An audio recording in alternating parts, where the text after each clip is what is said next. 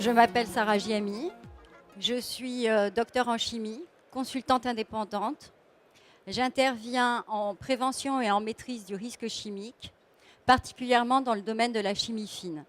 Et je suis à ce titre habilitée IPRP. Le sujet que nous allons aborder aujourd'hui ensemble est, comme vous allez le voir, un sujet d'actualité. Il traite de l'approche globale des risques.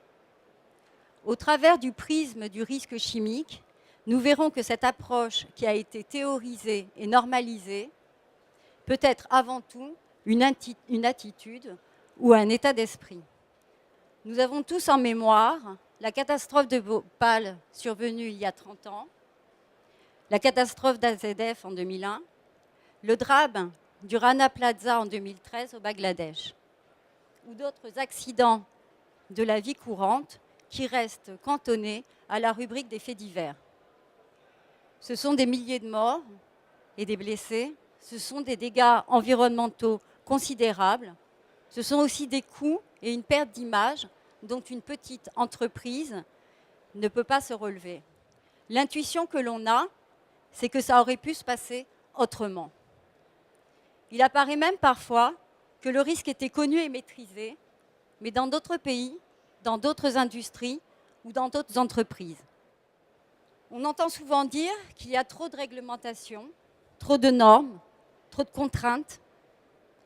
Pour ma part, je les appelle des exigences de qualité et des exigences de sécurité qui participent au développement de l'entreprise et à sa pérennité.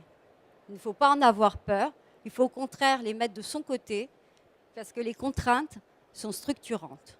Nous allons voir au travers de 3 exemples comment l'approche globale des risques permet d'optimiser la qualité d'un produit et la santé, sécurité au travail ou dans la vie courante. L'approche globale des risques, c'est une attitude, un état d'esprit, une bonne pratique. C'est une approche qui a fait ses preuves. Elle est utilisée depuis longtemps dans l'industrie, là où il y a un environnement contraignant. Je pense au risque nucléaire ou au risque pharmaceutique. Elle est aussi utilisée depuis longtemps en développement de projets. Quand cette approche globale des risques peut être mise en place? Aujourd'hui, maintenant, dans le cadre de développement de nouveaux projets, et aussi à l'occasion de la mise en place de la pénibilité. La relecture du document unique ou le diagnostic qui est fait à cette occasion sont l'occasion d'adopter cette approche globale des risques, c'est-à-dire d'agir à la fois sur la santé et sécurité au travail, mais aussi sur l'organisation de l'entreprise et sa productivité. Je vous remercie de votre attention. Si vous avez des questions, je suis là.